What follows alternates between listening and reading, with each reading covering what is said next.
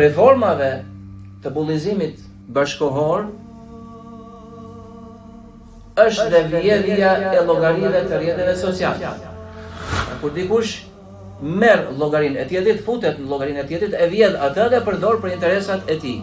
E përdor për ta ulur tjetrin. Shkruan në emër të tij, ose ja mbyll llogarinë. E gjitha vetëm për ta ulur, për ta demaskuar, për ta nënçmuar, ofenduar në sytë e tjerëve.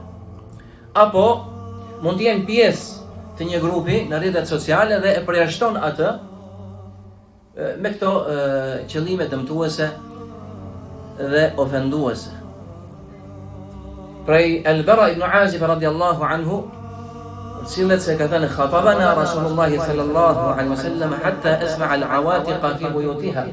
Dhe Allah sallam na mbajti një ligjërat derisa i bëri gratë të dëgjonin në shtëpitë e tyre.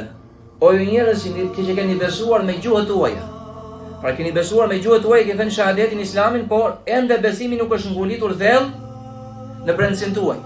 Mos i merrni në përgojë muslimanët. Mos u merrni me thashëdheme dhe mos ndiqni gabimet e tyre.